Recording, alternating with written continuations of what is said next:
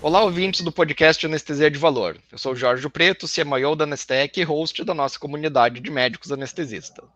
Estamos na nossa 7ª temporada do nosso podcast, que tem no tema interoperabilidade na anestesia, conectando dados, levando valor com menos burocracia e mais precisão.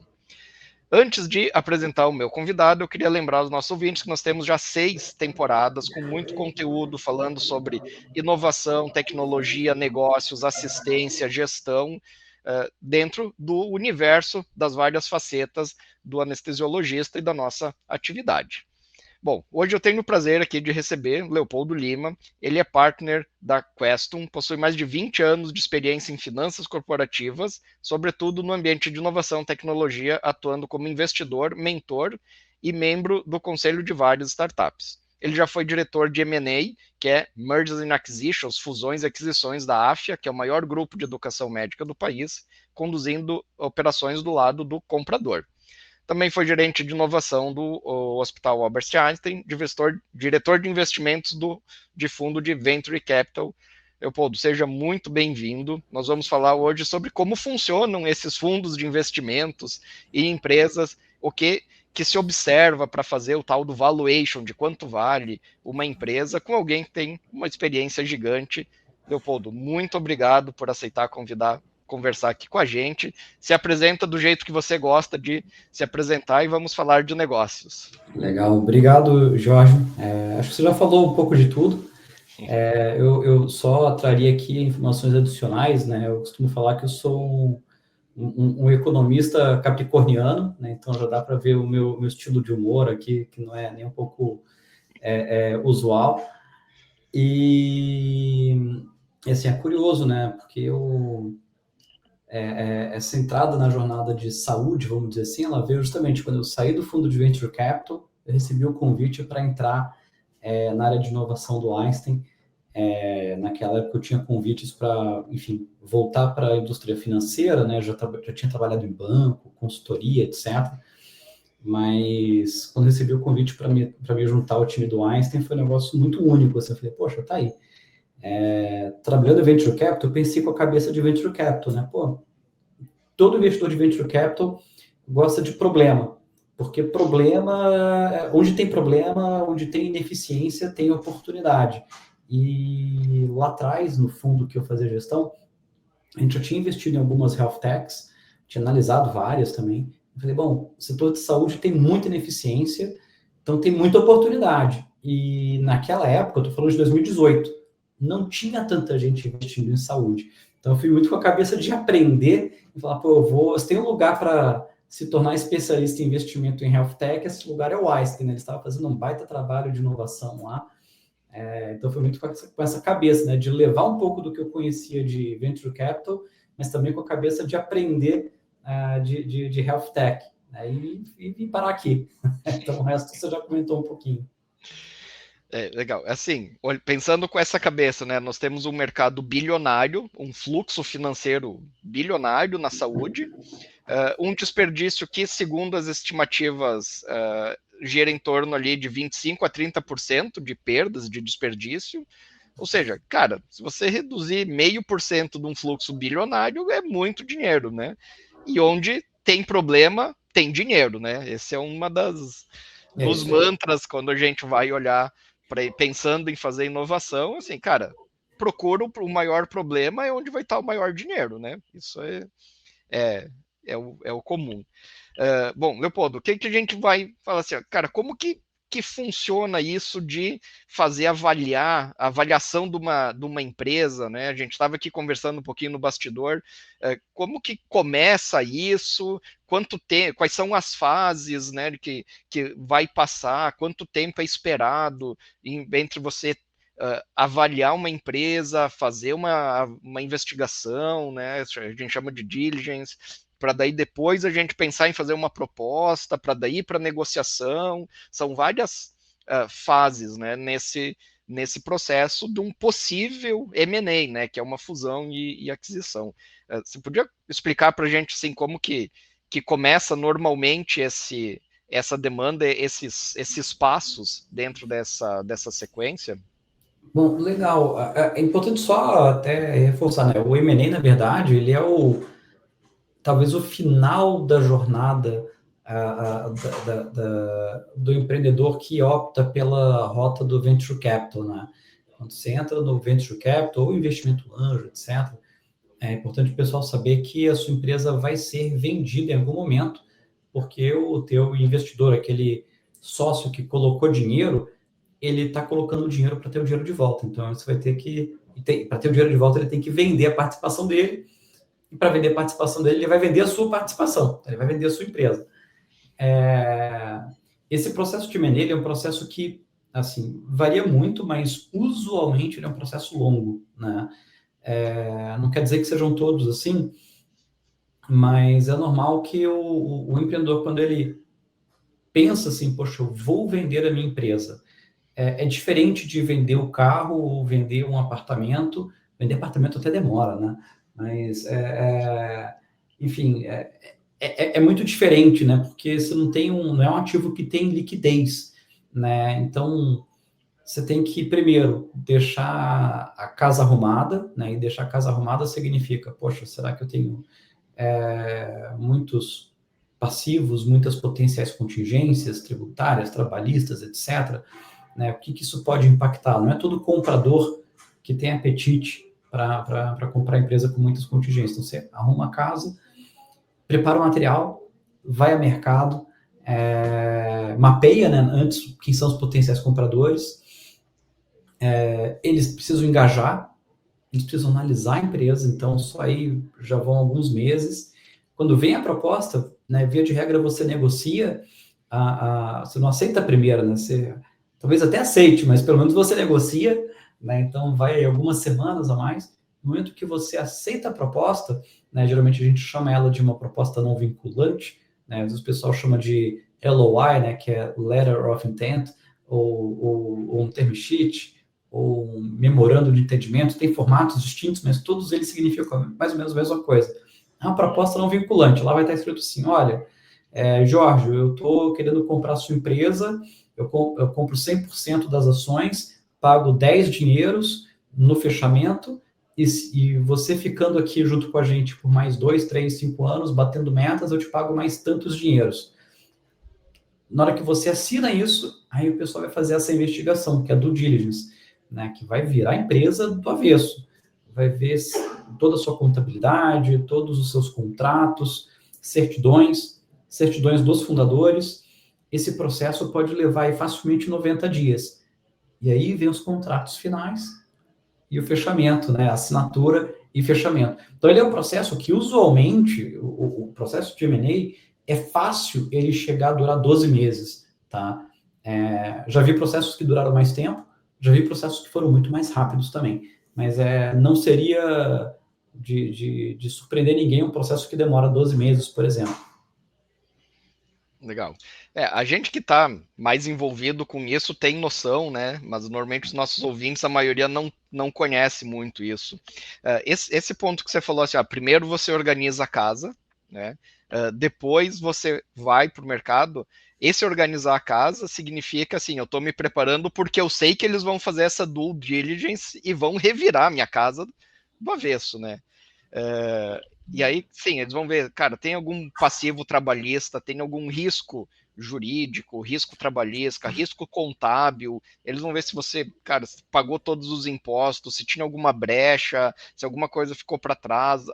E às vezes, cara, eu conheço os empreendedores, não, a gente estava pagando, estava fazendo, cara, mas aquele não era o jeito certo, aquilo podia ser questionado. E aí entram o que a gente chama, né, os yellow flags, os red flags, assim, que assim, ó, cara, achei aqui uma coisa que é um possível problema.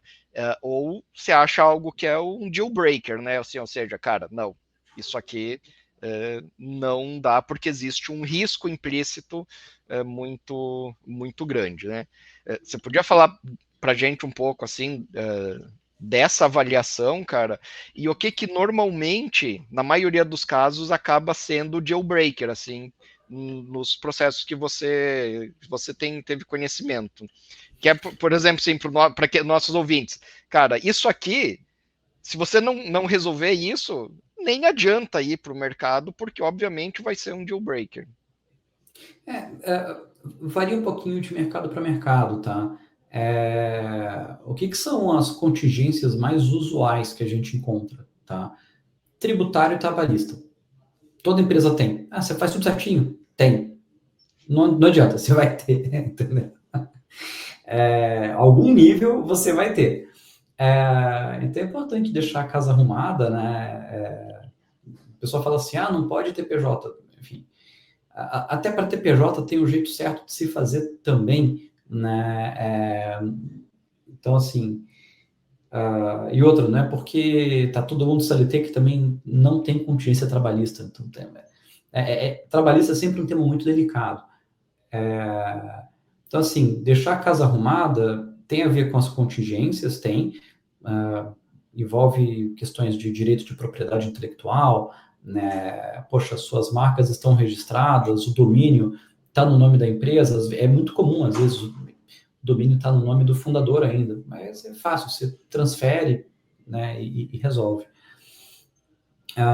Acho que o ponto mais relevante, talvez até em vez de falar de contingências e deal breaker, porque isso varia também até mesmo de acordo com o apetite do comprador, né? Tem comprador que consegue conviver com uma quantidade maior de PJs, por exemplo, e às vezes você contorna o risco para o comprador no próprio contrato de compra e venda. Você coloca algumas cláusulas e fala, olha, se acontecer alguma coisa nesse perímetro aqui, é responsabilidade dos vendedores. Então, tem compradores que aceitam isso. Tem compradores que, às vezes, é uma empresa de capital aberto, tem uma governança mais forte, tem que estar todo mundo seletizado já há alguns anos. Então, depende. A dica que eu dou quando você pensa em fazer M&A, começa a analisar com bastante antecedência e começa a pensar, inclusive, fazer um exercício, talvez até teórico, de quem poderia ser o potencial comprador da minha empresa. Tem a empresa A, B e C, por exemplo. Por que a empresa A compraria a minha empresa? Poxa, eles comprariam por causa da tecnologia, por conta da carteira de clientes, por conta do time de gestão. A empresa B compraria mais por conta do time de gestão, porque ele já tem o mesmo produto lá dentro, mas eu sei que eles perderam o time de gestão lá. Então, são fatores diferentes que fazem que o comprador tenha apetite pela sua empresa. E arrumar a casa significa também preparar ela para aquele comprador que você tá mirando, né? Eventualmente a gente pode até errar, né? Eventualmente pode chegar um comprador XYZ, estava bem distante do que a gente mirou, e ele olhou, mas porque você deixou a casa arrumada, ela ficou bonita, né? Aí veio alguém de fora olhou e falou, opa, peraí, isso aqui me interessa, né? Mas porque você fez o exercício antes, né? Então, o exercício ele vai até uma etapa antes, pensar, poxa, quem é que compra isso que eu estou montando? Porque é muito comum, às vezes você está montando uma empresa e você, enquanto empreendedor, começa a ver, poxa, eu tenho uma solução que atende o mercado X, né?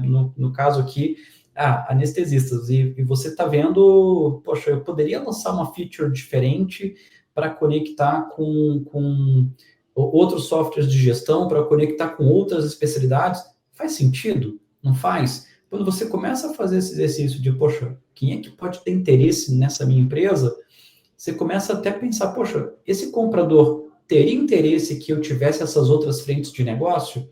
Poxa, não. Então, por que eu vou gastar energia com isso agora? Né? Esse exercício é super valioso. Então, assim, começa a pensar quem teria interesse naquilo que você está construindo, né? E por que ele tem interesse? E, ao mesmo tempo, por que ele perderia interesse? Né? E aí, esse exercício de arrumar a casa, né, as contingências entram nesse último bloco aqui. Por que ele perderia interesse nisso aqui? Porque tem muita contingência trabalhista, fiscal, contabilizei errado, não sei o quê. Ou, de repente, montei 2, 3 CNPJs para pagar menos imposto. Ninguém fala isso, né? Pô, na hora do M&A, essa conta aparece, né? O pessoal vai olhar e fala, não, realmente você fez uma manobra aqui, mas agora tem que regularizar. Fazer esse exercício de trás para frente ele é super importante. Legal. Você trouxe um ponto que é é até um pouco básico do ponto de vista de gestão profissional, né, cara?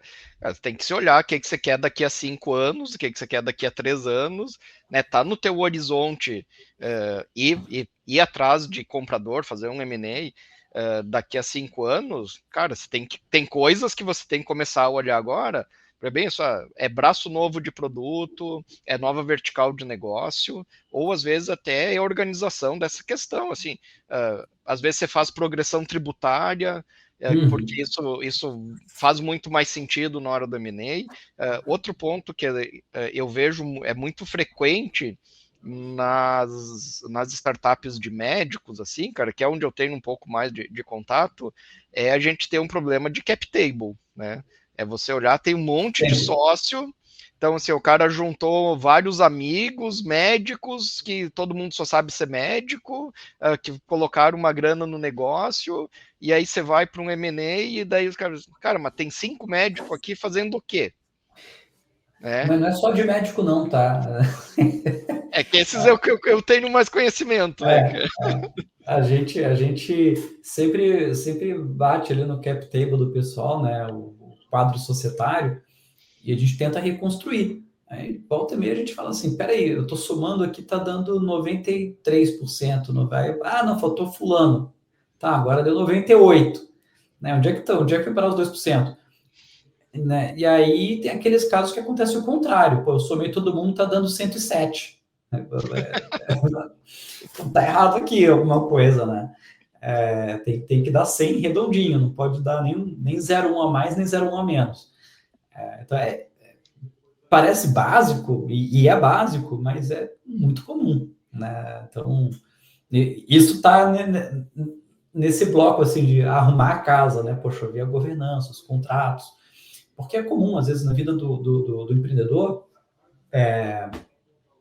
ele traz o investidor para dentro, aí o investidor tem um contrato que pode ser renovado, não pode, às vezes tem algum gatilho para aumentar ou não participação, tem algum funcionário que ele trouxe que tinha condições para poder exercer, ganhar uma participação a mais e às vezes bateu as metas, mas só não foi formalizado. Então, assim, é importante passar limpo isso, né? Selecionar alguém para fazer a gestão desse quadro societário é super importante. É que, em geral, cara, assim, quando a gente começa uma empresa, uma startup ou uma empresa qualquer, nem sempre você já começa com essa visão que daqui, sei lá, 10, 15 anos eu vou vender essa empresa. Você começa tentando dar um jeito de começar e pôr o negócio em pé e colocar ele para rodar. Só que É, às vezes isso vai ter um custo que você vai pagar 10 anos depois, né, cara? Porque, assim, cara, tem um sócio aqui que pôs dinheiro lá no início e ficou no capital social, porque ele não faz nada na empresa, né? E aí, assim, cara, agora eu estou preparando para um M&A 10 anos depois, que vai entrar uma grana, quanto esse cara vai querer para sair do capital social? Como é que vou negociar? Cara, isso são problemas que são bem relevantes, assim, isso realmente gera uma série de dificuldades e que podem não necessariamente impedir, né, um M&A, mas pode atrasar bastante, né, cara, essas não, regulamentações. pode atrasar. Penso o seguinte, né? Eu já vi empresas que tinham, sei lá, mais de 100 investidores no cap table. Imagina você ter que regularizar isso aí na hora do contrato, né, de você fazer uma saída, você ter que buscar a assinatura de todo mundo, né? Só isso já é difícil, né? Sim, só conseguir assinatura já demora uns meses É, até você conseguir falar com todo mundo, explicar. É, realmente é interessante essa parte. Leopoldo, eu queria trazer uma outra questão assim, ó.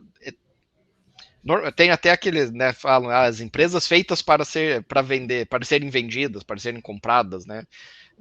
Muitas vezes a pessoa ela começa a empresa para ser o local de renda dela. Ela não está pensando em vender, né? Mas outras empresas elas são já construídas olhando para o venture capital, né? Então você começa assim com rodadas de investidor anjo, depois vai passando para série A, B, C, e como você falou, né? E o final disso vai ser uma fusão, uma aquisição, que é onde todo mundo vai realmente realizar o lucro, ou seja, você investiu na empresa e você vai ter o teu retorno a hora que alguém comprar ela e colocar o dinheiro na mesa. Então, tem empresas que são construídas dessa forma. Eu vejo na nossa área, na medicina em geral, o pessoal não tem muito essa noção, esse conhecimento, né? Às vezes até algumas acabam indo para isso depois, fazendo toda uma profissionalização de gestão, o que é diferente que às vezes empresários já experientes, que já passaram, já tiveram outras empresas, às vezes o cara, você vê claramente, ele começou a empresa, ele sabe que ele vai vender aquela empresa, então ele já vem fazendo o dever de casa, pensando em investidores, em rodada de investimento, em várias, nas sedes, né, nas teses de investimento, para chegar depois num M&A. Você tem uma visão da saúde, assim, cara, bem da parte do ecossistema de saúde.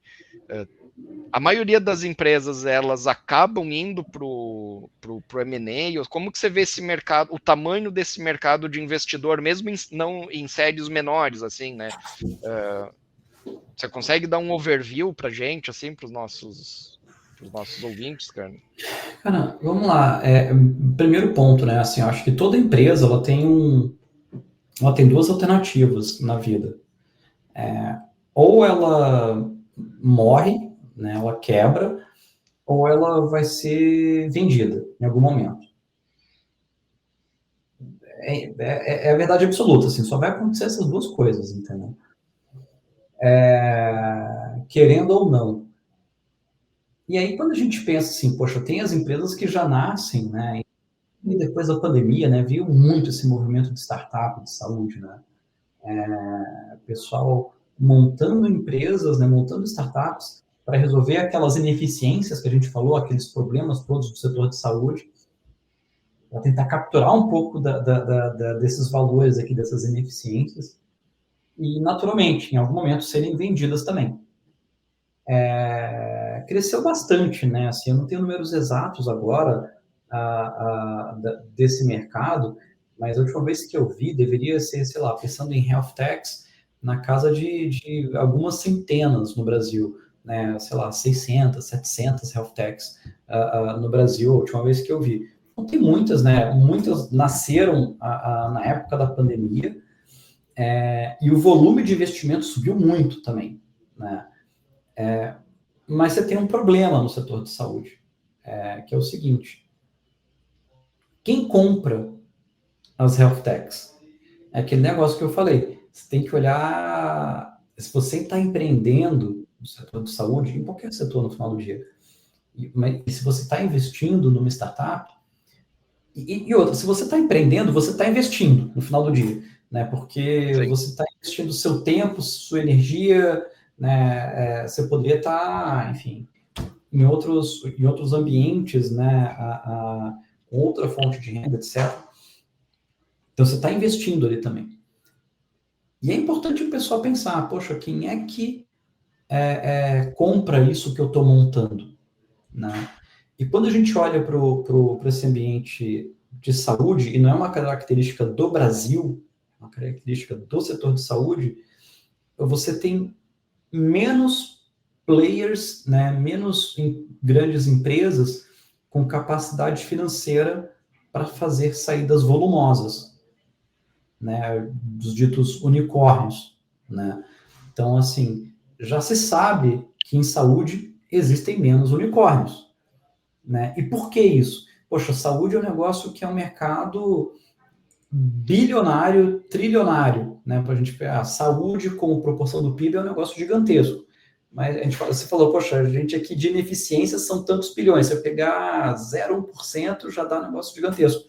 Só que essa conta a gente não pode fazer dessa forma, porque em saúde, você sabe muito melhor do que eu, tem uma característica que a gente não encontra tão facilmente em outros setores, que é o seguinte, é uma fragmentação, é uma quebra muito grande do ciclo entre quem compra, quem vende, quem compra, quem usa e quem se beneficia da solução.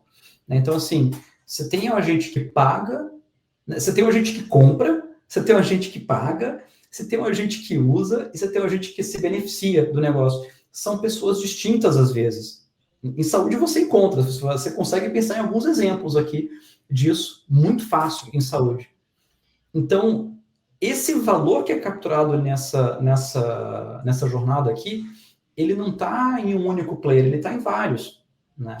Então, assim, às vezes você não tem um consolidador com fôlego financeiro para comprar um unicórnio. Pô, o unicórnio, hoje a gente está falando de 1 bi de dólar, é uma empresa de 6 bi de real. Quantas empresas em saúde no Brasil, não estou falando de startup, empresas de saúde que valem mais do que 6 bilhões de reais na bolsa hoje?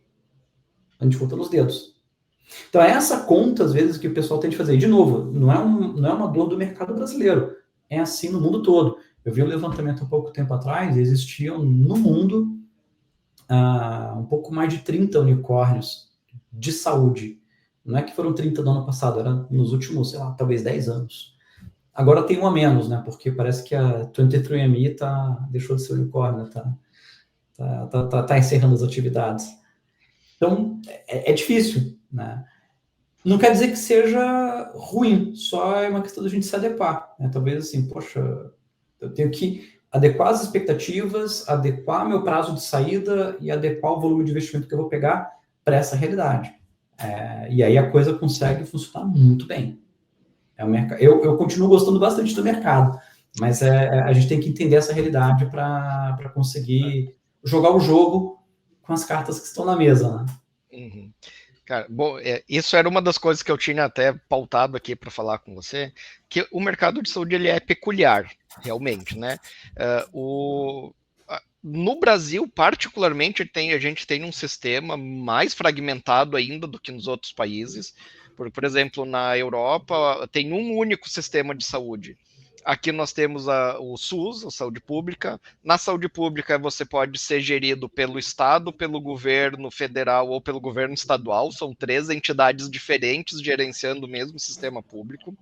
Você tem organizações público-privadas administrando hospitais públicos. Vocês têm hospitais da rede própria de autogestão, ou seja, a operadora de saúde que tem o seu próprio hospital, onde quanto menos ele gastar no hospital, mais lucro aquela autogestão tem. Você tem o hospital que é prestador de serviço para uma operadora de saúde, que quanto mais o hospital faturar, mais lucro ele tem, mas a operadora quer que ele gere menos custos. E você tem ainda o paciente particular e o pacote, o social, nesse meio todo. E aí, cara, é muito difícil você conseguir dessas áreas todas que eu falei, quem que compra o teu sistema, a tua solução? Porque às vezes uma coisa que você vende para autogestão não serve para o hospital que é prestador de serviço. É isso aí. Não serve para o SUS. Porque o objetivo dele lá é outro, o problema lá é outro. Ou não é que o problema é outro, mas ele tem uns 20 problemas mais importantes do que aquele.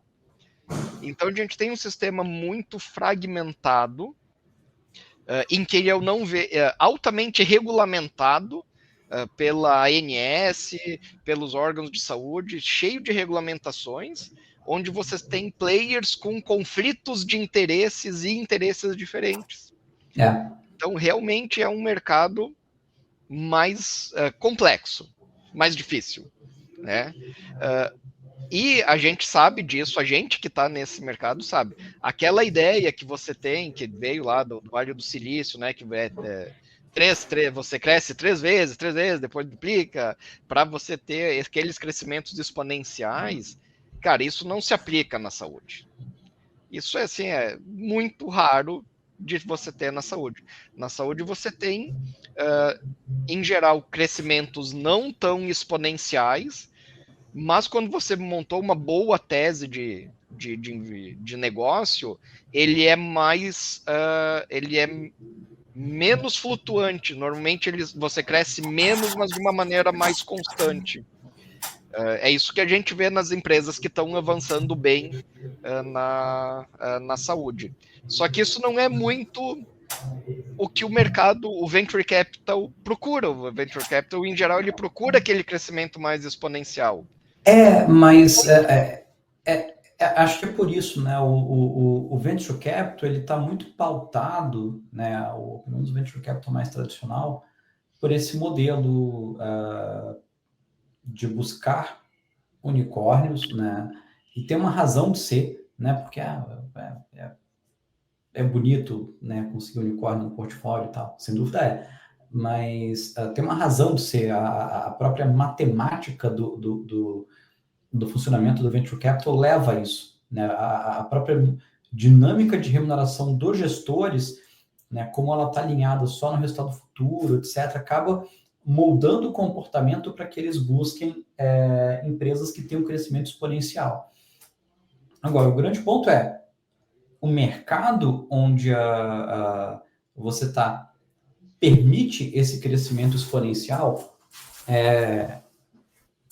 Se sim, então talvez o seu modelo de negócio esteja apto a receber investimento de um venture capital tradicional. Se não, talvez não seja bom para você, enquanto empreendedor de saúde, trazer um venture capital tradicional para o seu cap table, porque ele vai trazer junto com o dinheiro a pressão por esse tipo de crescimento. Então é uma escolha. É até curioso, né? Assim, tem uma autora que eu gosto muito de acompanhar o que ela escreve, que ela só fala de investimento em saúde. Né? O nome dela é Cristina Farr, alguma coisa assim. E ela escreveu um texto sobre o caso da 23andMe, e ela fala, poxa, a empresa deveria ter pegado menos dinheiro, porque o fato da empresa ter pegado tanto dinheiro quanto ela pegou, fez com que os investidores levassem ou induzissem a empresa a ir atrás de um crescimento que ela só poderia ter em outros modelos de negócio, que não se sustentaram. Se ela tivesse ficado com menos capital e focada na proposta de valor original dela, ou negócios adjacentes, que ela deixou de lado porque não eram grandes o suficiente, não permitiriam essa escala do triple, triple, double, double, double, né, que é o jargão que o pessoal coloca, né? Se ela tivesse ficado ali, talvez ela estivesse de pé ainda, né? Então, é isso, o mercado de venture capital funciona dessa forma, tem uma razão de ser, mas o mercado de saúde funciona de outra forma, e tem essa razão de ser. Dá para eles conversarem? Dá, mas a gente precisa alinhar as expectativas de ambos os lados, né? Senão dá ruim. Exato, cara, é exatamente esse o enfoque, cara. Você acha que atualmente, assim, o Venture Capital tá olhando, ele já enxerga isso e ele direciona uma parte do capital dele para a saúde, ou seja, eu sei que é diferente, mas eu não quero ficar fora desse mercado porque eu vejo que tem bastante oportunidade. Você tem um panorama, assim, cara, do como que tá esse movimento? Porque por muito tempo pareceu que a saúde não era muito, não tinha tanto interesse quanto as outras áreas, acredito por essa dinâmica, né, de enxergarem que nas outras áreas você tinha um potencial de multiplicação maior. Eu tenho uma visão diferente, tá? Eu acho que lá por volta de 2019, antes da pandemia, começou um movimento de vários fundos tradicionais de venture capital começar a olhar mais forte para a saúde. Muito com a cabeça, até com a cabeça que eu tinha, falar, poxa, saúde tem muito problema, tem muita deficiência, é mercado gigantesco. Então, esse aqui é um mercado grande, vamos atacar esse mercado. Tanto é que você tem aí, né, manchetes da época, falava, poxa, Health Tech é a nova FinTech, era o que o pessoal falava, né, porque FinTech, enfim, explodiu, né, você tem alguns unicórnios em FinTech, você não viu unicórnios em Health Tech, por conta dessa dinâmica. Eu acho que muitos desses investidores não estão escrevendo novos cheques em saúde, porque eles entenderam que não, ou eles compreenderam que não entendem o suficiente do mercado de saúde. Mas eu acho que os investidores que tendem a ser bem-sucedidos em saúde são investidores mais focados e nichados em saúde. E talvez investidores que não escrevam cheques em outras teses, se fiquem focados só em saúde. E aí não necessariamente precisam ser fundos grandes, como os fundos tradicionais de venture capital. Talvez um fundo menor permita que você seja mais especializado, mais focado e consiga escrever cheques menores para permitir essa jornada que vai desembocar numa saída possível ali na frente. Porque se eu coloco, fazendo uma matemática aqui de trás para frente, né? Se eu escrevo um cheque de 50 milhões por 20% da empresa, isso significa aqui que eu já estou com valuation, sei lá, de quantos, né? Uns 200 e poucos milhões, né, de reais. Então, assim, eu, para conseguir remunerar meu capital adequadamente, se eu sou um venture capital tradicional, eu vou exigir uma saída acima de R$ 1 bilhão. E aí volta aquela dúvida, quem é que compra uma empresa, qualquer uma, não precisa ser de saúde, tá? Quem é que compra uma empresa, uma startup por mais de R$ 1 bilhão, né? Já tem poucos, né? A gente pega aqui a estatística, 90%, 95% dos M&As acontecem abaixo de 200 milhões. É importante ter essa estatística. Em saúde, então, a grande maioria é mesmo abaixo disso. Então, talvez os fundos mais especializados, eles consigam fazer cheques menores, com rodadas menores, com valuations mais modestos, e que permitam aí a empresa sair talvez na valuation de 100, 200, 300, 400, quem sabe, né? Aí você começa a pensar, poxa, eu conheço algumas empresas que talvez consigam comprar, outras por 100, 200, 300 milhões de reais, né? São saídas mais factíveis, né? E é curioso, porque aquela autora que eu comentei, a Cristina Farr, ela fala justamente isso. Os fundos mais bem-sucedidos em saúde, lá fora, nos Estados Unidos, são fundos nichados, ou seja, eles escrevem cheque só em saúde, só em health tech, e fundos menores. E é curioso, porque ela fez o levantamento. Durante a época da pandemia, que, enfim, todo mundo começou a investir muito em saúde, e muito em startup em geral, mas em saúde bastante, os valuations se inflaram muito. Esses fundos especializados, eles pararam de investir. E por que eles pararam? Porque eles entenderam, poxa, se eu entrar nessa startup, nesse valuation inflado, eu não vou conseguir vender depois. Então, estar ciente da tese, das limitações que o mercado traz, permite que você também não entre em qualquer operação enquanto investidor, né? Acho que isso é interessante observar também. Cara, não, muito, muito importante esses dados.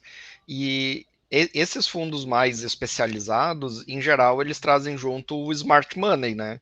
Que é aquele aconselhamento, né? Aquela participação que ela agrega conhecimento, né? Isso por isso chama o smart money. Então você vai ter pessoas, são os teus investidores, mas não é só aquela pessoa que põe dinheiro e espera um reporte no final do mês. É aquela pessoa aquele investidor que ele vai funcionar como um conselheiro. Em geral, é esse que funciona. Então, você tem uma pessoa que conhece o setor, que né, já está nesse setor, que conhece as demandas, as necessidades, que trabalha com outras empresas e que vai conseguir te dar um aconselhamento e que vai conseguir te direcionar, te orientar.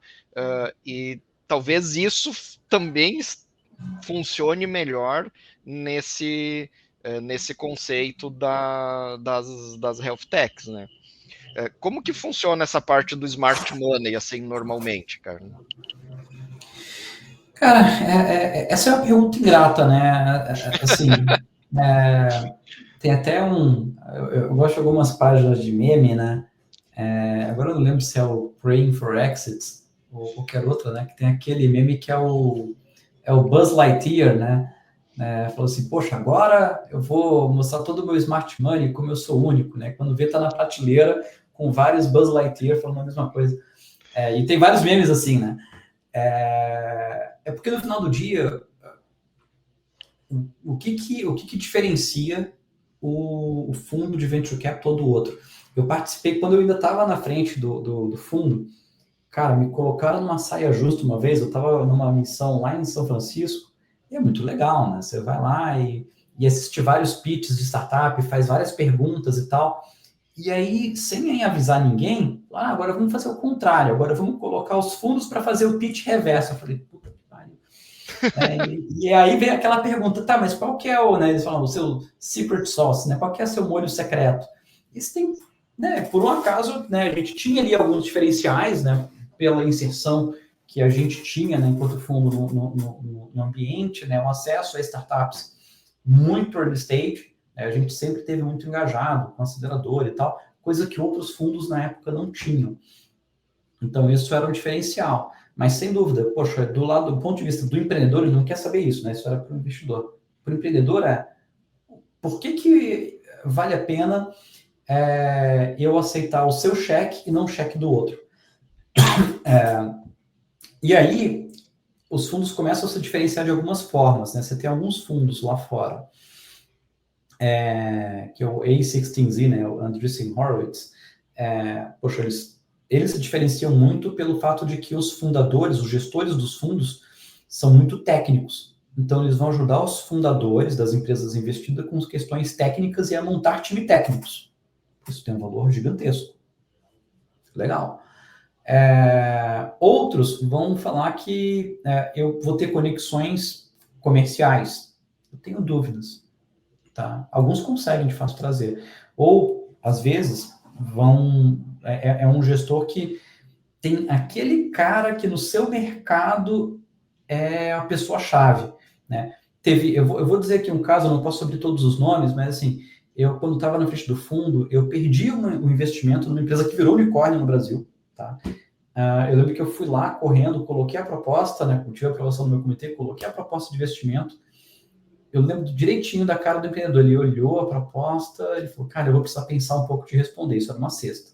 Aí na segunda, ele me ligou e respondeu. Leopoldo, a gente não vai aceitar a sua proposta, o seu valor é até melhor do que do outro fundo, mas o outro fundo, ele está trazendo alguém para o meu conselho que tem tudo a ver com o meu business, né? E isso vai fazer diferença no meu negócio. Eu falei, cara, entendo. Até tentei cavar ali com o investimento, ele não podia abrir ainda quem era, e no final do dia ele estava trazendo esse fundo, ele não tinha anunciado ainda, mas esse fundo para qual eu perdi o investimento, ele trouxe um cara que tinha uma baita experiência de e-commerce, era uma startup de e-commerce. Era o nome no Brasil de e-commerce, que era o Romero Rodrigues. E aí eu entendi, falei, pô, na hora que anunciou o nome, eu falei, cara, difícil bater nesse nome, né? Tipo, esse cara sentado no conselho, eu queria estar no conselho para eu aprender com ele, entendeu? E aí eu entendi um pouco como é que o jogo funciona. Aí eu comecei assim a me cercar também de pessoas-chave para numa próxima oportunidade. Aí tinha uma startup que era um negócio de varejo, né, software para varejo. Eu trouxe o nome do Brasil de software para varejo para estar na mesa com a gente. Falei, cara, você vai ser nosso conselheiro nessa operação. E aí o cara topou. Eu falei, cara, tá aqui, ó. Aí eu inverti o jogo. Mas é isso, né? Você tem que avaliar muito o que é importante para você, né? Enquanto empreendedor. Poxa, esse smart money faz sentido? Não faz? E aí é curioso, porque por algum momento, sobretudo quando o juros estava muito baixo, tinha muito dinheiro disponível, o diferencial dos fundos é o seguinte, cara, eu sou founder friendly, né? Ou seja, tipo, você seu amigo. Será que você quer um amigo ou você quer um sócio, pô? Entendeu? E aí o pessoal falava, não, o processo aqui vai ser mais ágil, eu vou conseguir escrever o cheque em até 30 dias. Pô, se fosse investidor desse fundo, ia estar de cabelo em pé. Falava, cara, cadê a diligência que você fez? Entendeu? Então, às vezes o diferencial ele não necessariamente é bom. Tá? É importante você analisar muito bem, poxa, o que eu preciso além do dinheiro? Porque dinheiro por dinheiro, às vezes, cara, pega aquele que vai ser, né, mais founder-friendly mesmo, entendeu? Né, e vai escrever o cheque mais rápido. Mas se você tem outras necessidades, avalia muito bem o que o pessoal vai trazer para a mesa. Nessa questão tem duas questões, né? Dois pontos. Realmente o que esse fundo agrega no teu negócio, porque, assim, se você tiver uma empresa realmente muito boa, você vai ter várias propostas. E se você tiver nessa posição de poder escolher uma proposta, às vezes o que o fundo vai agregar como conselho, como a Smart Money, faz mais diferença. Às vezes, como ecossistema, né, Leopoldo? Às vezes, assim, cara, a gente já investiu tem outras 5 health techs investidas, cara, a gente consegue pôr vocês num ecossistema que vai fazer cross-sell, upsell muito mais fácil, a gente consegue acelerar um negócio dentro do nosso ecossistema, então também tem essas questões. E tem um outro ponto que é a questão do fit cultural, né? Às vezes a gente escuta muita história de, pô, a gente recebeu um baita investimento, fui trabalhar, fiquei na operação mais 2 anos, cara, e foi terrível, porque a cultura da outra empresa era muito diferente, eu tive dificuldade de adaptar.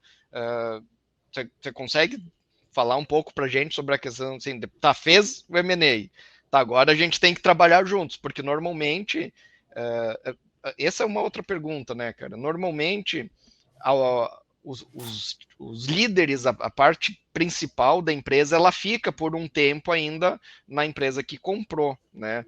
Isso varia muito de negócio para negócio, às vezes é 2 anos, 5 anos, 3 anos, às vezes tem bônus, conforme você fica mais tempo, atinge meta, você vai ganhando mais bônus. Qual que é assim, alguns exemplos mais usuais, né, nessa questão de levar os times para a empresa que comprou? Vamos lá, né? Quando uma empresa compra uma startup, 99% dos casos tem essa estrutura que a gente chama de earn-out. O que significa isso? Parte do valor da venda, ela está condicionado não só à permanência do time de gestão na operação, mas também ao atingimento de algumas metas. Tá? Isso é bem comum, e é uma forma de você alinhar os interesses, né, e até mesmo as expectativas também, porque é normal. Você está ali na frente do negócio, você acha que a sua operação vale 100 milhões. O cara que está olhando de fora fala, não, esse negócio não vale 100, vale 70. Então, a forma de ajustar isso, eu falo, cara, beleza, me paga 70, e se eu bater essas metas aqui nos próximos 2, 3 anos, você me paga os outros 30. Então, o earn-out é isso, o earn-out são esses 30 que serão pagos depois. E o grande ponto aqui, onde às vezes os problemas acontecem, quando você vende a empresa, as pessoas às vezes não entendem isso. Você não é mais dono da empresa, você passou a ser funcionário da sua empresa. Eu sempre falo isso para todo mundo que eu assessoro.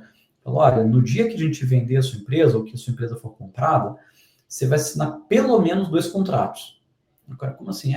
Vai ter um contrato de compra e venda e vai ter um contrato de trabalho.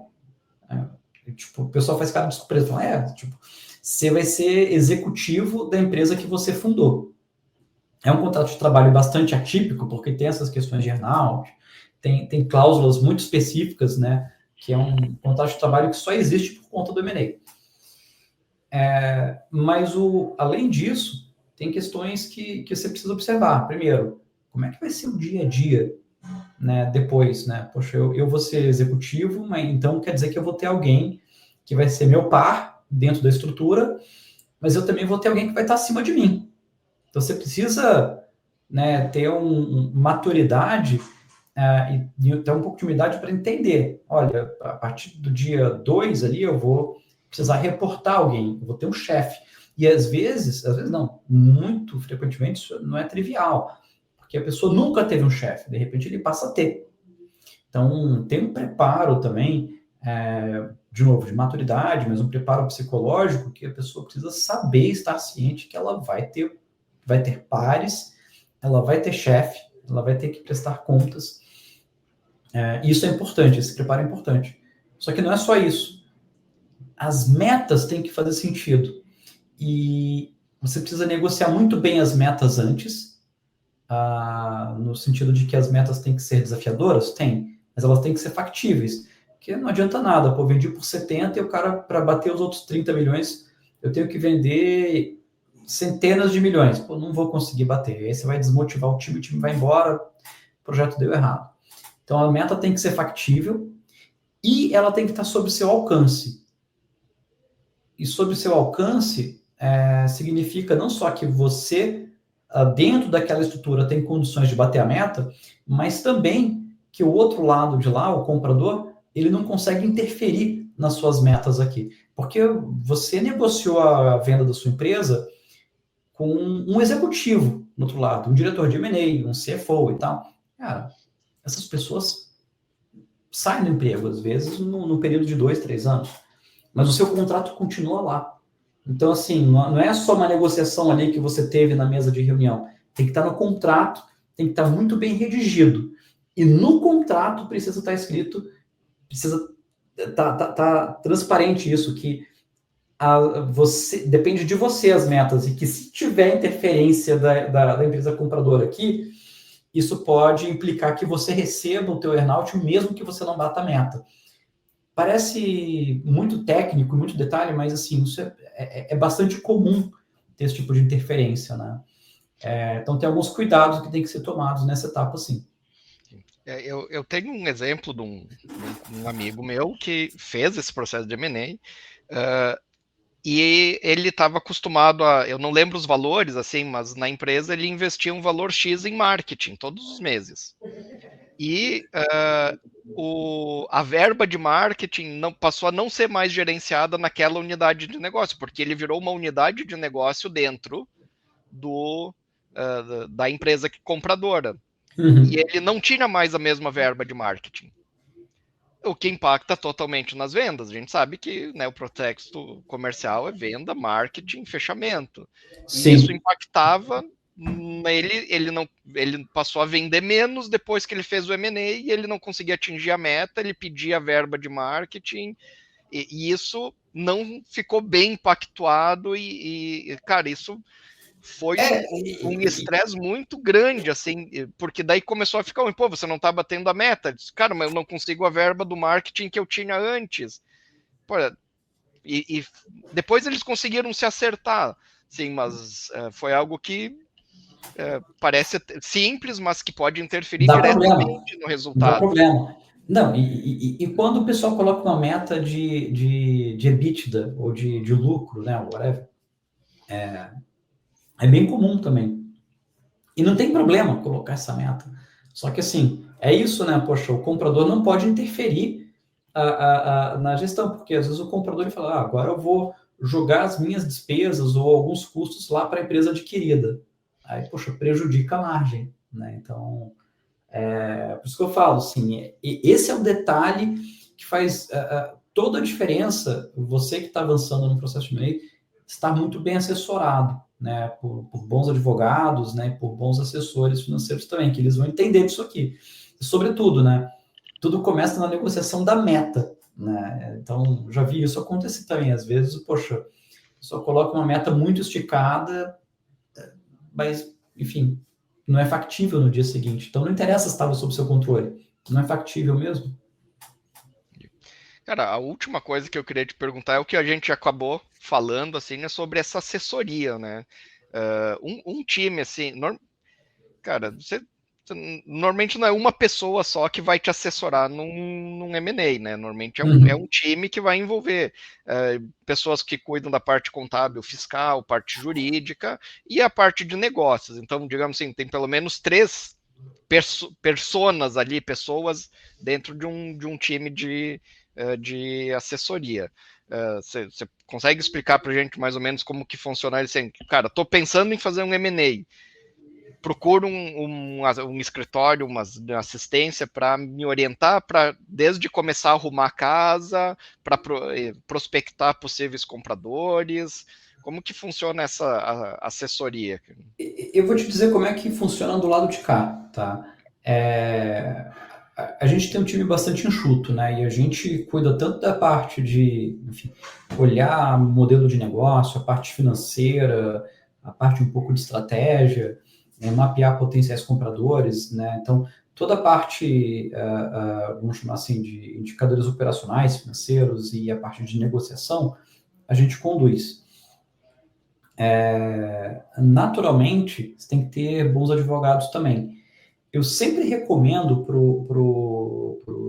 os empreendedores que, assim, definam o advogado que vai assessorar vocês quando você já tiver uma proposta na mesa, né? Quando você já souber quem é o advogado que vai estar na outra ponta.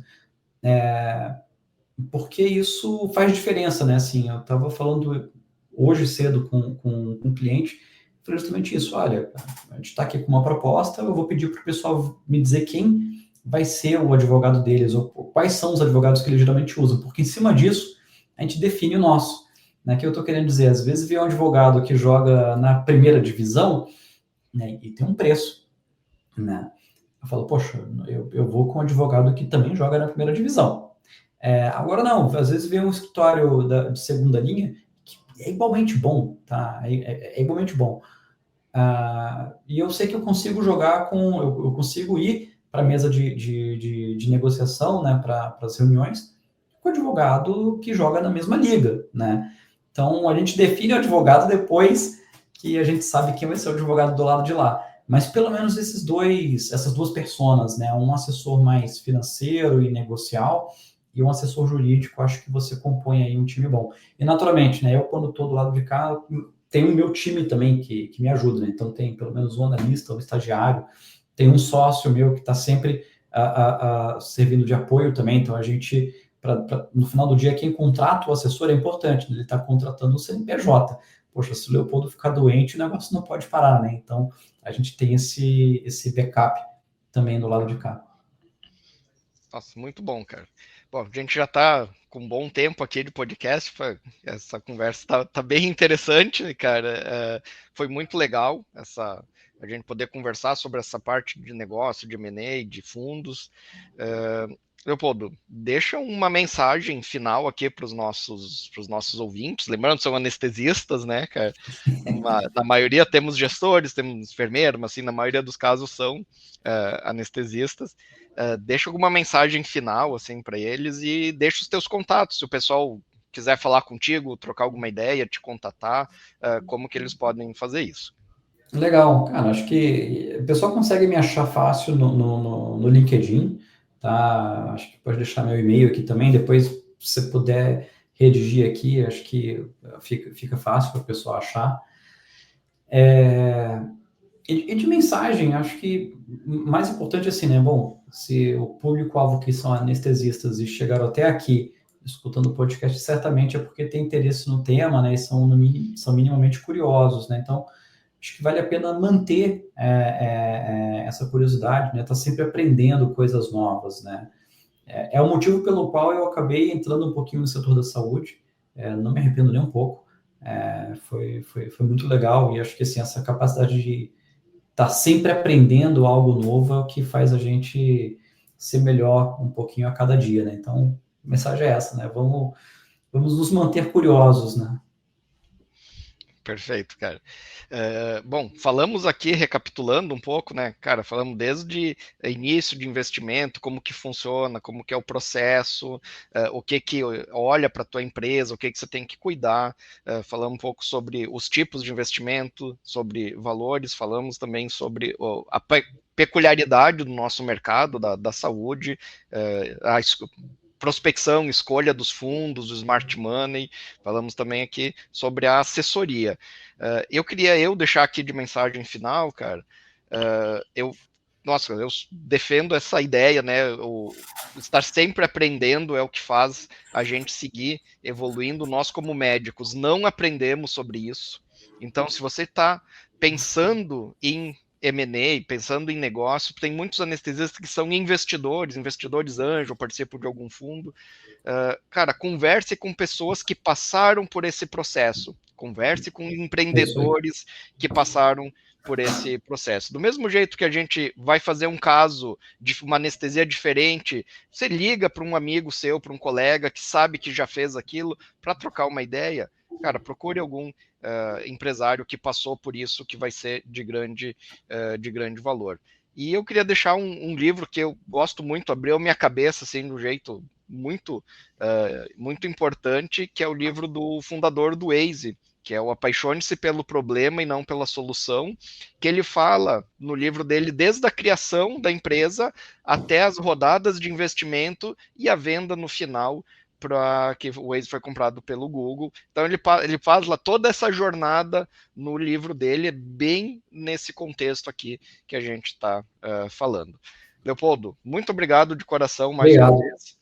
Queria lembrar o pessoal, temos outras 6 temporadas cheias de conteúdo relevante, importante, falando de tecnologia, de negócios, de empreendedorismo, de assistência, de qualidade e, obviamente, de gestão de dados, que é o que a gente faz aqui na Nestec. Muito obrigado a quem nos escutou até agora, Leopoldo, muito obrigado e até o próximo podcast.